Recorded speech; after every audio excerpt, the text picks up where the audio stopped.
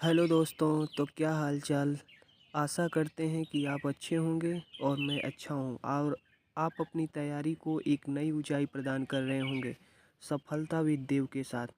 तो हम लोग इसके पहले वीडियो में 1250 क्वेश्चन को कवर कर चुके हैं और हम लोग 20 वीडियो में 1250 क्वेश्चन को 50-50 करके कवर कर चुके हैं। अब हम लोग चलेंगे अपनी अगली वीडियो में, जो आपकी सफलता की निशानी है, आपकी सफलता की कहें तो आपके सफलता की गारंटी यही वीडियो दे सकती है। क्योंकि इन्हीं से क्वेश्चन बनेंगे। आप जब एग्ज़ाम देकर आएंगे तो मैं आपको दिखाऊंगा कि कैसे इनसे क्वेश्चन कहाँ कहाँ से आए। हर क्वेश्चन का स्क्रीनशॉट आपको दिया जाएगा। आप टेंशन ना लें, बस आप अपनी तैयारी को कंटिन्यू रखें। आप एक दिन निश्चित तौर पर सफलता की राहों पर आगे चले जाएंगे। और जो लोग भटकते रहते हैं यहाँ वहाँ या इधर उधर दौड़ते रहते हैं कि यहाँ से पढ़ लेते हैं, कल वहाँ से पढ़ लेते हैं, पढ़ते रहेंगे, कुछ नहीं कर पाएंगे। तो चलिए हम लोग ज़्यादा बातें नहीं करते हैं, अपने क्वेश्चन पे चलते हैं। अगला क्वेश्चन हम लोगों का कह रहा है कि वायु का निरपेक्ष अपवर्तनांक सूचकांक कितना होता है। तो इसके लिए आप लोग याद रखेंगे कि वायु का जो अपवर्तनांक सूचकांक होता है वो ऑप्शन नंबर डी इसका सही जवाब है। जो वायु का निरपेक्ष अपवर्तक सूचकांक होता है वह 1.0003 होता है। जबकि जो पानी का निरपेक्ष अपवर्तनांक होता है वह 1.333 होता है। तो यह पानी के लिए होता है और वायु के लिए कितना होता है, 1.0003 होता है। और यदि हम हीरे की बात करें तो हीरे के लिए कितना होता है, 2.417 होता है। इन तीनों पॉइंटों को आप याद रख सकते हैं। आप एक्सप्लेनेशन में भी दिया हुआ है, यहाँ पे ये देख सकते हैं आप। तो इनसे आज वायु का निरपेक्ष पूछा है, कल आपसे पानी का निरपेक्ष पूछ देगा, आप कहेंगे कि हम पढ़े ही नहीं हैं। कैसे नहीं पढ़े हैं? तो इन क्वेश्चनों को याद रखना पड़ेगा कि आपके दिमाग में आए तो आप तुरंत उन्हें मार दें। हीरे का सबसे अधिक होता है, पानी का वायु से अधिक होता है और वायु का होता है 1.0003 होता है। चलेंगे अगले क्वेश्चन पे। कह रहा है कि इनमें से कौन सा गर्मी के प्रवाह से संबंधित नहीं है। तो गर्मी के प्रवाह से कौन नहीं है हो? तो रिफ्रैक्टिव इसका सही जवाब हो जाएगा। रिफ्रैक्टिव क्या होगा, गर्मी के प्रवाह से क्या संबंधित नहीं है। ऑप्शन नंबर 20 का सही जवाब होगा। कह रहा है कि कंडक्टिव आप देखते ही हैं कि रेफ्रिजरेटर में लगा होता है ठंडा करने के लिए। रेडियो एक्टिव भी होता है, क्या गर्मी से संबंधित, गर्मी देता है। फिर वो एक वर्ड है कन कन्वेक्टिव भी क्या करता है, तो ऊष्मा प्रवाह करता है, ऊष्मा देता है। जबकि यही रेफ्रैक्टिव क्या होता है, जो अपवर्तन की घटना होती है, यही क्या होता है, नहीं देता है। तो रेफ्रैक्टिव मतलब होता है अपवर्तन, याद रखेंगे। तो यही क्या हो जाएगा, हमारा बी ऑप्शन सही हो जाएगा। अगले क्वेश्चन पे चलते हैं कि कह रहा है कि जल का अपवर्तनांक 4/3 है। तो जल में प्रकाश की गति, तो जल में प्रकाश की गति आप जानते हैं कि अपवर्तनांक n इज इक्वल टू होता है प्रकाश में चाल बटे माध्यम में चाल आप निकाल लेंगे, माध्यम में चाल। तो इन वाले फार्मूले पर प्रकाश में चाल आप जानते हैं 3 × 10⁸ मीटर प्रति सेकंड होता है। और माध्यम में चाल हमारा नहीं दिया हुआ है, तो माध्यम में चाल को उठा करके यहाँ भेज देंगे और यन को क्या करेंगे, यहाँ ला देंगे। तो यन से क्या करेंगे, भाग दे देंगे 4/3 से। और जब हम भाग देंगे तो ये हमारा आ जाएगा 2.25 × 10⁸ मीटर प्रति सेकंड। ठीक है, ऑप्शन नंबर ए इसका सही जवाब हो जाएगा। याद रखेंगे 4/3 में 4/3 का भाग दे देंगे किसमें, तो 3 × 10⁸ मीटर प्रति सेकंड में। तो 3 जाएगा ऊपर हो जाएगा, 3 3 के 9 हो जाएगा, 9 × 10⁸ मीटर प्रति सेकंड और बटा 4 कर देंगे। सॉल्व करेंगे आ जाएगा 2.25 × 10⁸ मीटर प्रति सेकंड। यहाँ पे एक्सप्लेनेशन भी है, देख सकते हैं आप। अगले क्वेश्चन पे हम लोग चलते हैं। अगला कह रहा है निर्वात से एक माध्यम में प्रकाश की गति के अनुपात को क्या कहा जाता है। तो क्या कहा जाता है, तो याद रखेंगे, अभी आपको मैंने बताया था कि रिफ्रैक्टिव इंडेक्स कहा जाता है। अपवर्तन निर्देशांक कहिए या अपवर्तनांक कहिए, तो ऑप्शन नंबर क्या हो जाएगा, डी हो जाएगा। अपवर्तन सूचकांक कहिए तो याद रखेंगे यह होगा कि निर्वात से एक माध्यम में प्रकाश की गति के अनुपात को क्या कहा जाता है, तो रिफ्रैक्टिव इंडेक्स कहा जाता है। ऑप्शन नंबर बी सही जवाब होगा। अगला क्वेश्चन कह रहा है कि किसी भी माध्यम का पूर्ण अपवर्तक सूचकांक हमेशा होता है। तो हमेशा क्या होता है, तो 1 से अधिक होता है। ऑप्शन नंबर 20 का सही जवाब हो जाएगा। अगला क्वेश्चन देखेंगे, देख लीजिए यहाँ पे दिया भी है कि हमेशा क्या होगा, 1 से अधिक होगा। क्योंकि 3 × 10⁸ में भाग देंगे जब भी, तो 1 से अधिक ही आएगा ना। अगला देखेंगे, कह रहा कि तारे रात में टिमटिमा आसमान में क्यों टिमटिमाते हैं? तो यह पहले ही क्वेश्चन आप देख चुके हैं, इसका जवाब आप देंगे, हम नहीं देंगे, क्योंकि यह मैं पहले ही बता चुका हूँ। इसको आप जाकर पहली वीडियो, उसके पहले की वीडियो देखिए और उनसे क्वेश्चन ढूंढ के लेके आइए और बताइए मुझे कि इसका सही जवाब क्या होगा। आगे कह रहा है कि रात के समय तारों का टिमटिमाने का के लिए होता है, यह भी क्वेश्चन उसी से रिलेटेड है, इसको भी देख के आइएगा। कह रहा है कि जब एक प्रकाश की किरण एक सघन माध्यम से विरल माध्यम में प्रवेश करती है तो क्या होता है, यह किधर झुकती है? तो याद रख लेंगे, एक बार आप देख लेंगे। मैंने क्या कहा कि यह मान लेते हैं कि दो माध्यम है, एक ठोस है और एक क्या है, सघन, मतलब कि लिक्विड कह सकते हैं, लिक्विड कह सकते हैं जो तरल हो, थोड़ा कम सघन हो, या एयर कह दीजिए, एयर, सॉलिड से एयर की तरफ आ रही है, ठीक है, या लिक्विड से एयर की तरफ आ रही है। तो जब भी इधर से आएगी तो जैसे ही यहाँ से आएगी तो यह क्या करेगी, जैसे ही विरल की तरफ जाएगी तो विरल में क्या करेगी, थोड़ा सा दूर हटेगी। क्या हटेगी, इसको आना यहाँ पे चाहिए था, लेकिन यह कहाँ से जाने लगेगी, यहाँ से जाने लगेगी, थोड़ा सा दूर हटेगी, ठीक है, याद रखेंगे। तो सघन से विरल में आएगी तो अविलंब से दूर हटेगी। और ऑप्शन नंबर इसका कौन सा हो जाएगा, पढ़िए जल्दी से। हाँ, ये भी याद रखना है कि जब विरल में जाएगी तो तेज़ी से गति करेगी, तो अविलंब की ओर, अविलंब से दूर और तीव्र गति से। ऑप्शन नंबर डी देखिए, मैंने गलत पे टिक कर दिया। कह रहा है कि अविलंब से दूर हटेगी और तीव्र गति से। ऑप्शन नंबर डी इसका सही जवाब होगा। देखिए यहाँ पे डी दिया भी है, देख लीजिए जैसे मैंने बताया। कह रहा कि पानी से भरे गिलास में रखा गया नींबू गिलास की बगल से देखने पर इसके वास्तविक आकार से बड़ा प्रतीत होता है। यह किसके कारण होता है, तो यह होता है प्रकाश के अपवर्तन के कारण। ऑप्शन नंबर सी सही जवाब होगा। यह अपवर्तन के कारण, प्रकाश के अपवर्तन के कारण वह बड़ा दिखाई देता है। कह रहा है कि हीरे का निरपेक्ष अपवर्तनांक अभी आपको बताया था 2.242। ऑप्शन नंबर क्या हो जाएगा, इसका बी हो जाएगा। ऑप्शन नंबर 2.42, ठीक है, 4.2 कह दीजिए या 4.17 कह दीजिए, ठीक है। 4.17 मैंने आपको बताया था, लेकिन 4.2 इसलिए कह दिया गया है क्योंकि 7 को हटाया गया है तो 2 में कन्वर्ट हो गया है, वो 1.2 हो गया है। आगे कह रहा है कि निम्नलिखित में से किस विकल्प के माध्यम से दृष्टिगत रूप से कम सघन होता है। तो कौन कम सघन होता है, तो हवा आपको देख रहा है सब, बाकी पानी भी सघन होता है, बेंजीन भी, टर्पेंटाइन भी। ऑप्शन नंबर ए सही जवाब हो जाएगा, यही कम सघन होता है। अगले क्वेश्चन पे चलेंगे। अगला क्वेश्चन क्या कह रहा है, कह रहा है कि सूर्योदय और सूर्यास्त के समय सूर्य दीर्घवृत्ताकार दिखने का क्या कारण होता है। तो दीर्घवृत्ताकार दिखने का कारण होता है अपवर्तन। ऑप्शन नंबर क्या हो जाएगा, ए।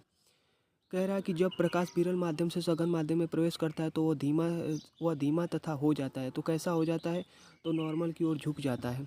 अरे नॉर्मल मतलब अविलंब की ओर झुक जाता है। सघन से विरल में जाएगा तो क्या हो जाएगा, सॉरी, विरल से सघन में जाएगा तो धीमा हो जाएगा। और जैसे ही मान लीजिए कि आप हवा में दौड़ ले रहे हैं तेज़ी से और आप जाके समुद्र में कूद जाइए, तो समुद्र सघन होगा ना, तो उसमें आपको गति करने में कमी आएगी, तो वही धीमा हो जाएगा और अविलंब की तरफ झुक जाएगा। ऑप्शन नंबर डी सही जवाब होगा।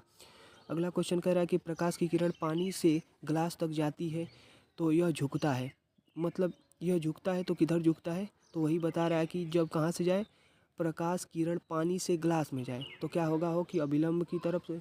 वो कहने का यही प्रयास कर रहा है कि जब क्या करे, विरल से क्या करे, सघन की ओर जाए। तो विरल से सघन की ओर जाए तो सामान्य सामान्य की ओर और धीमा हो जाता है, ठीक है, सामान्य की ओर और धीमा हो जाता है। ऑप्शन नंबर इसका सी हो जाएगा।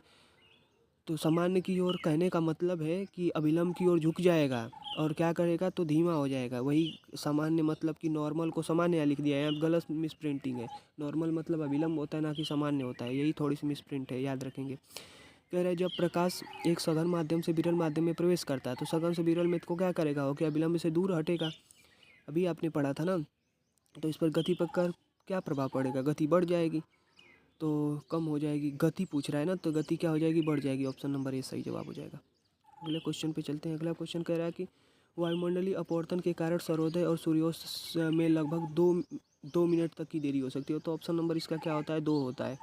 मतलब जब सूर्यास्त होता है तो वास्तविक सूर्यास्त से 2 मिनट पहले ही 2 मिनट बाद सूर्यास्त आपको देखने को मिलेगा, और सूर्योदय होगा तो जब वो उग जाएगा उसके 2 मिनट बाद आप देख पाएंगे उसे। तो याद रखेंगे ये वाला भी पॉइंट।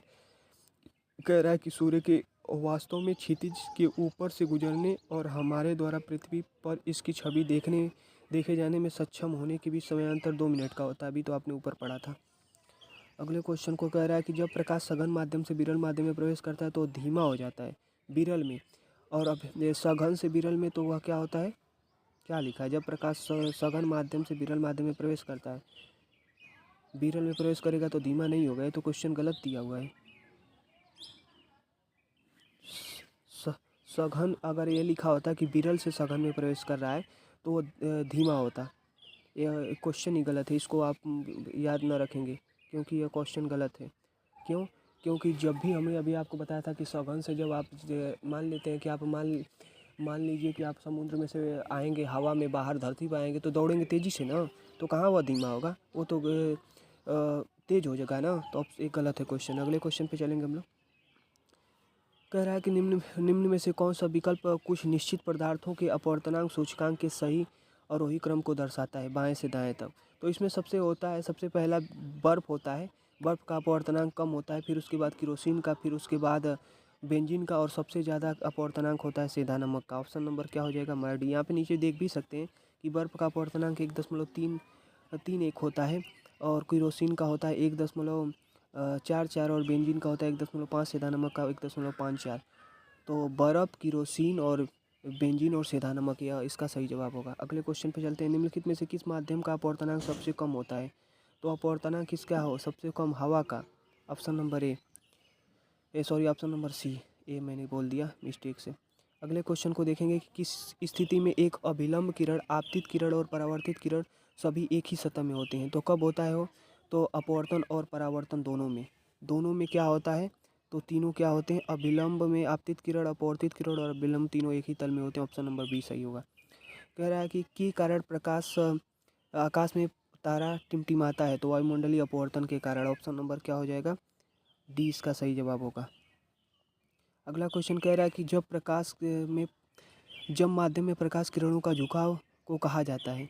किसी माध्यम में प्रकाश किरणों के झुकाव को क्या कहा जाएगा? तो उसे अपवर्तन कहा जाएगा। ऑप्शन नंबर ए, अपवर्तन कहा जाता है, याद रखेंगे ना। डिफ्लेक्शन, न प्रसार न प्रतिबिंब। ऑप्शन नंबर ए हो जाएगा। कह रहा है कि दो माध्यमों के मध्य सीमा का प्रकाश के मुड़ने की घटना किसके प्रभाव से होती है? तो किसके प्रभाव से? तो अपवर्तन के प्रभाव से। ऑप्शन नंबर क्या हो जाएगा? सी सही जवाब हो जाएगा। अगले क्वेश्चन पे चलते हैं।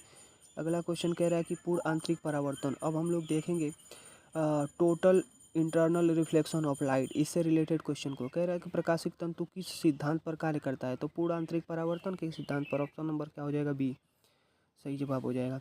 प्रकाशिक तंतु जो होता है पूर्ण आंतरिक परावर्तन के सिद्धांत पर कार्य करता है। कह रहा है रेगिस्तान में यात्रियों को अक्सर पानी फैले होने की, ये तो मर्जिका आपने पढ़ा ही होगा, इससे आसान क्वेश्चन कहीं हो सकता है क्या?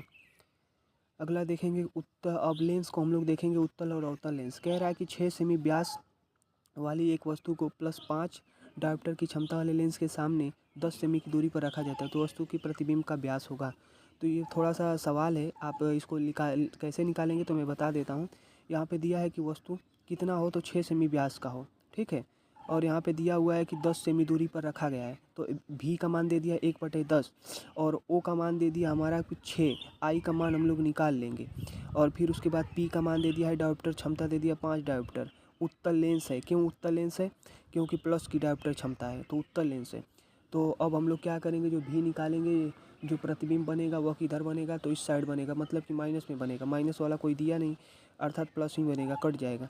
तो हम लोग इसको निकालेंगे। यहाँ पे देखिए निकाला हुआ है कि O=6 दिया है, P+D दिया है, U=-10, V और I हम लोगों को प्राप्त करना है। तो यहाँ से हम यफ का मान निकाल लेंगे, क्योंकि वहाँ पे हमारा डायोप्टर दिया था 5 डायोप्टर, तो भाग देंगे तो यफ का मान आ जाएगा 20 डायोप्टर, 20 सेंटीमीटर फोकस दूरी आ जाएगी, क्योंकि सेंटीमीटर में दिया हुआ है। अब 1/20 और 1/10 को हम लोग रख के निकालेंगे, और जब निकालेंगे तो भी का मान आ जाएगा -20 सेंटीमीटर। तो भी देखिए -20 में आ रहा है ना, क्योंकि हमने बताया था कि उत्तल लेंस में भी जो होता है वो माइनस में आता है, तो -20 आया हुआ है। अब हम लोग क्या करेंगे, -20 यहाँ दिया हुआ है, और वहाँ पे दिया हुआ था हमारा ओ का मान 6 दिया हुआ था, और यू का मान 10 दिया हुआ था। अब इनको यम वाले फार्मूले पे, यम=I/V/U वाले फार्मूले पे रख के निकाल लेंगे। तो इसे काटेंगे तो हमारा आ जाएगा 6 दूना के 12 सेंटीमीटर, क्योंकि 0 से 0 कट जाएगा तो 1 का कोई वैल्यू नहीं रह जाती है। तो 6 दूना के 12 सेंटीमीटर इसका सही जवाब हो जाएगा। मतलब कि यहाँ पे हमारा कौन सा सही जवाब होगा, एक बार उसको टिक कर लेते हैं। Option number D, option number D. अगले क्वेश्चन पे चलते हैं। अगला क्वेश्चन कह रहा है कि यहाँ से क्वेश्चन है कि एक अवतल लेंस से 13 सेंटीमीटर की दूरी पर रखी वस्तु के द्वारा लेंस से 10 सेमी दूरी पर आभासी सीधा प्रतिबिंब निर्मित होता है। लेंस द्वारा उत्पन्न आवर्धन होगा, तो आवर्धन जो होगा वह क्या होगा, 1/3 हो जाएगा। कैसे? तो आप निकाल सकते हैं कि आई अपन में O is equal to V upon में आई अपन में O is equal to V upon में क्या होता है, वी अपन में यू होता है। तो वी अपन में यू से हम लोग निकालेंगे तो ये आ जाएगा हमारा 1/3, माइनस से माइनस कट जाएगा। देखिए नीचे निकाला भी है कि भी 10 ऊपर रख देंगे और 30 को नीचे रख देंगे तो 1/3 आ जाएगा। कह रहा है अगला क्वेश्चन कि 50 सेंटीमीटर फोकस दूरी वाले एक अभिसारी लेंस को 20 सेंटीमीटर फोकस दूरी वाले एक अपसारी लेंस के साथ जोड़कर रखा जाता है। अभिसारी और अपसारी को जोड़ रहा है। तो अभी मैंने आपको बताया था कि अभिसारी क्या होता है, उत्तल होता है, और अपसारी क्या होता है, अवतल होता है। तो इन इन दोनों को जो क्या कर दिया जाता है, जोड़ कर रखा जाता है। इन दोनों लेंसों के संयोजन की क्षमता हम लोग क्या करेंगे, ज्ञात करेंगे। तो कैसे ज्ञात होगा, तो आप क्या करेंगे, फोकस दूरी दिया हुआ है तो फोकस दूरी में हम क्या करेंगे, भाग दे देंगे अलग अलग, क्योंकि इस क्षमता हम लोगों को ज्ञात करना है। तो अभिसारी के लिए 100 में क्या करेंगे, 50 का भाग दे देंगे, 2 डायोप्टर आ जाएगा। और उसके बाद 100 में 20 का भाग दे देंगे तो 5 आ जाएगा। और +5 का और -10 का, इन दोनों को क्या करेंगे, निकालेंगे तो वो हमारा आ जाएगा plus -3 dioptre. Option number A सही जवाब हो जाएगा।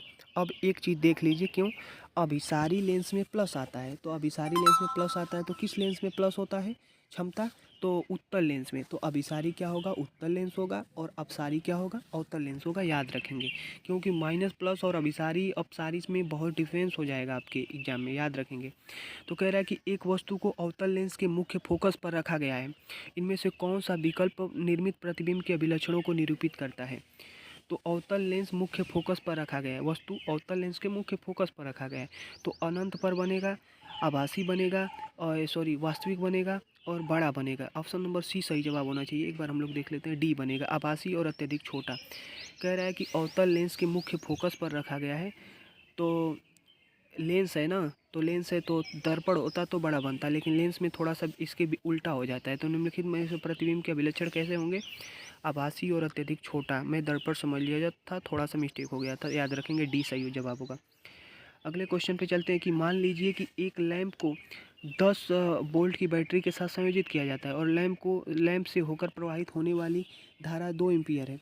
तो 10 सेकंड में लैंप द्वारा उस उत्पन्न ऊष्मीय ऊर्जा होगी। अभी तो आपको मैं बताया था कि इसको आप जान लीजिए होता क्या है। यह चीज़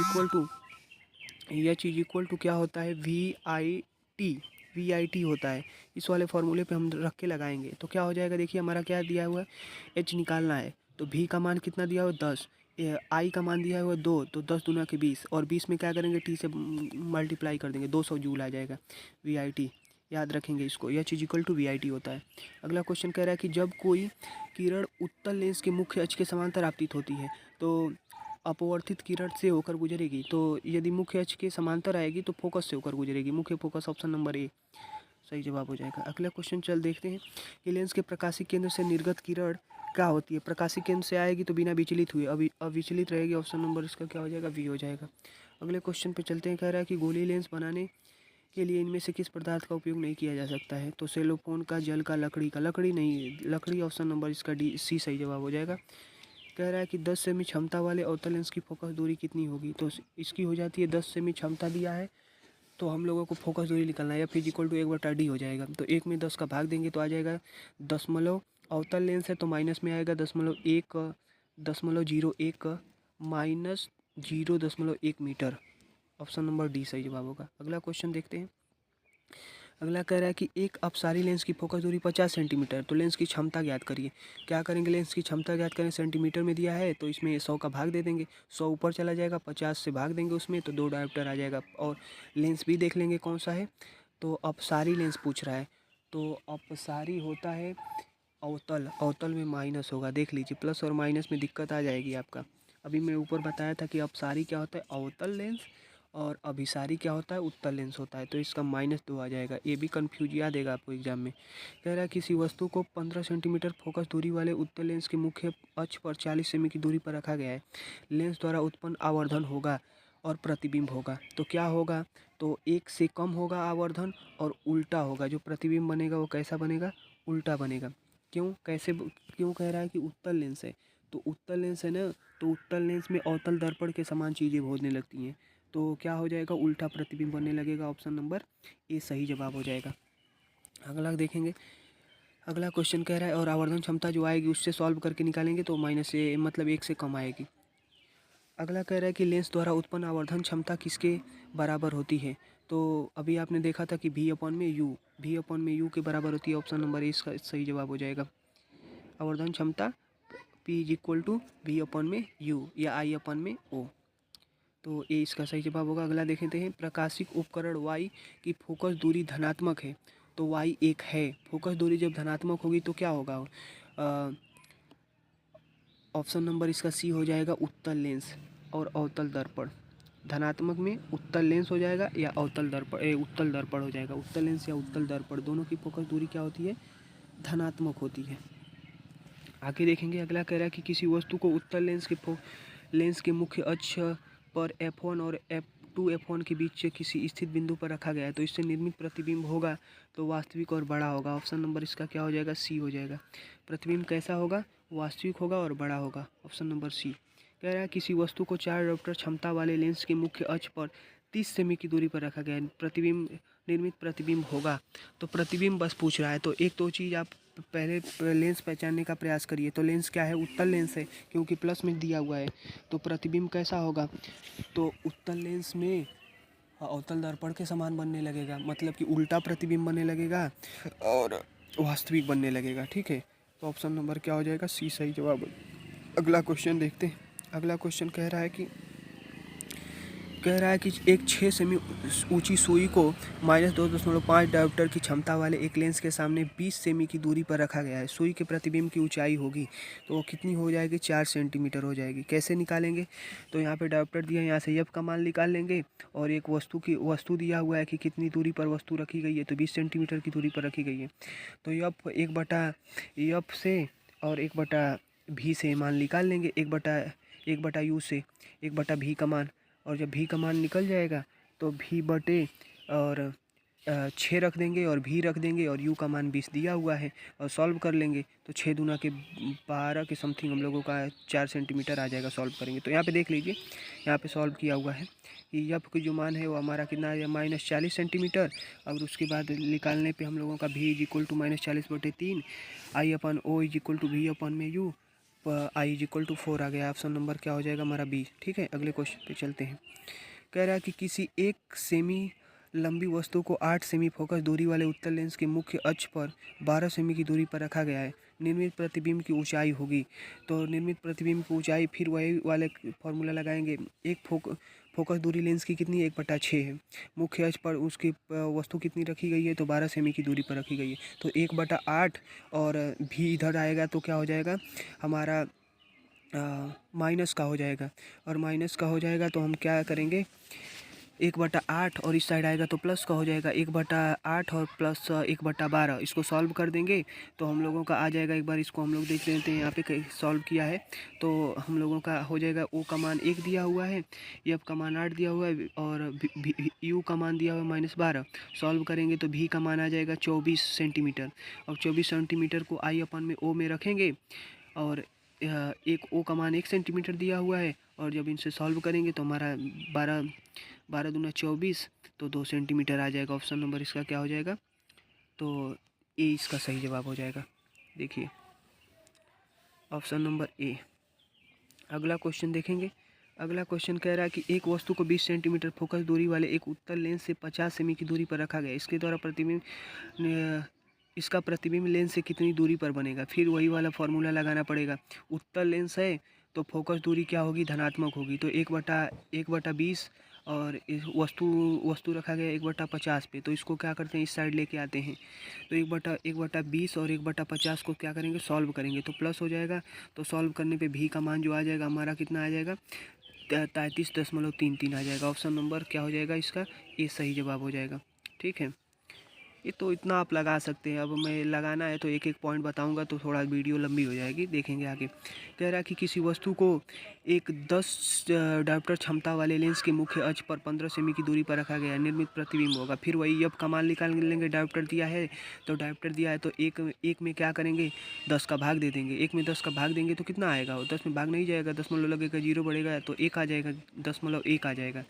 माइनस में है, माइनस में डायोप्टर है तो अवतल लेंस होगा। अब कह रहा है वस्तु, तो -15 और -1, -1.1 तो उसको सॉल्व करेंगे तो यफ का मान आ जाएगा। यहाँ पे देखिए लगाया है, कह रहा है कि 1/10 आ जाएगा यफ का मान। और हाँ, 1/यफ का मान 1/यफ ही चाहिए था ना, तो 1/10 वहाँ पे आ जाएगा। और भी के लिए निकाल लेंगे, 1/u की जगह पे -1/15 रख देंगे, क्योंकि अवतल दर्पण है, अवतल लेंस है या अवतल दर्पण होगा। तो अवतल लेंस है या अवतल दर्पण कहें तो माइनस हो जाएगा। अब इसको सॉल्व करेंगे तो हमारा आ जाएगा 6 सेंटीमीटर। ऑप्शन नंबर क्या हो जाएगा हमारा, एक बार विकल्प देख लेते हैं, विकल्प कौन सा है हमारा। सॉरी, ये पूछ रहा है कि वो प्रतिबिंब कैसा होगा, तो आभासी और सीधा होगा। क्यों, क्योंकि जो अवतल लेंस होता है वह उत्तल दर्पण की भांति व्यवहार करता है, सीधा बनाने लगता है प्रतिबिंब और आभासी बनाने लगता है। Option number D. अगला कह रहा है कि 40 सेमी फोकस दूरी वाले उत्तल लेंस की क्षमता, तो 40 सेमी फोकस दूरी है तो फोकस दूरी क्षमता निकाल लेंगे। डी इज इक्वल टू 1/यफ। यफ को क्या करेंगे, 100 से भाग दे देंगे, 100 ऊपर चला जाएगा, 40 से भाग दे देंगे तो 40 दूना के 80, और फिर उसके बाद दशमलव लग जाएगा। और एक चीज़ देख लेते हैं, उत्तल लेंस है तो प्लस में आएगा, मतलब 2.5 समथिंग आएगा। ऑप्शन नंबर 2 हो जाएगा इसका सही जवाब। उत्तल लेंस से देख के मार देंगे कि प्लस आ रहा है, और 100 में भाग देंगे 40 का तो 2 दशमलव आ गया, देखते मंतर क्लिक कर देंगे। कह रहा है कि एक लेंस के दो फोकसों को मिलाने वाली रेखा कहलाती है, तो क्या कहलाती है, मुख्य अक्ष कहलाती है। दो फोकस को मिलाने वाली रेखा मुख्य अक्ष कहलाती है, क्योंकि मुख्य अक्ष पे ही तो होते हैं। कह रहा है कि जल में डूबे हुए कुछ कंचों को देखने पर उनका आकार वास्तविक आकार से कुछ बड़ा दिखाई देता है। ऐसा इसलिए होता है क्योंकि जल एक की रूप का कार्य करता है। तो कैसा कार्य करता है, तो बड़ा दिखाई देना है, ध्यान से देखेंगे। बड़ा दिखाई देना है तो बड़ा कब दिखाई देगा, उत्तल लेंस की भांति, सॉरी अवतल लेंस की भांति। ऑप्शन नंबर सी सही जवाब होना चाहिए। उत्तल lens, sorry option number B सही जवाब होगा। उत्तल लेंस की भांति व्यवहार करता है, क्योंकि जल एक उत्तल लेंस की भांति व्यवहार करता है, इसीलिए क्या करता है, बड़ा दिखाई देता है। कह रहा है कि 12 सेंटीमीटर लंबी एक वस्तु को उत्तल लेंस से 15 सेमी की दूरी पर रखा जाता है। इस वस्तु का 8 सेंटीमीटर लंबा आभासी प्रतिबिंब लेंस से कितनी दूरी पर बनेगा, तो ये बनेगा 10 सेंटीमीटर की दूरी पर। ऑप्शन नंबर इसका क्या हो जाएगा, बी सही जवाब हो जाएगा। आज के लिए लास्ट क्वेश्चन देख लेते हैं। 1300 वाला क्वेश्चन कह रहा है कि एक वस्तु अभिसारी लेंस से 25 सेमी की दूरी पर रखी गई है। लेंस से 30 सेमी की दूरी पर वस्तु का वास्तविक और उल्टा प्रतिबिंब निर्मित होता है। लेंस द्वारा उत्पन्न आवर्धन किसके बराबर होगा, तो यह होगा 5/6 के बराबर। कैसे निकालेंगे, तो फिर वही फॉर्मूला। अभिसारी लेंस 20 सेंटीमीटर की दूरी पर रखी गई है, उसके द्वारा 30 सेंटीमीटर की दूरी पर वास्तविक उल्टा प्रतिबिंब बनता है, मतलब भी दे दिया है, यू दे दिया है, तो यफ निकाल लेंगे। भी और यू से यफ निकाल लेंगे, यफ जैसे निकल जाएगा तो डायोप्टर जो क्षमता होती है वही तो होती है 1/यफ, तो वो आ जाएगा 6/5। ऑप्शन नंबर क्या हो जाएगा, डी। इसको आप देखना चाहें तो यहाँ पे देख सकते हैं। नहीं तो एक यह भी फॉर्मूला आप जानते होंगे कि भी अपॉन में यू, तो भी कितना हमारा दिया हुआ है, 30 दिया हुआ है, यू कितना दिया हुआ 25, तो 30 में 25 का भाग दे देंगे, 6/5 आ जाएगा। ऑप्शन नंबर क्या हो जाएगा, डी। लेंस देख लेंगे, अभिसारी है, अभिसारी अर्थात उत्तल लेंस है, उत्तल लेंस है तो प्लस में आएगा, तो ऑप्शन नंबर क्या हो जाएगा हमारा, डी सही जवाब हो जाएगा। तो चैनल को लाइक सब्सक्राइब करना ना भूलें। आज के लिए इतना ही, चलिए बाय।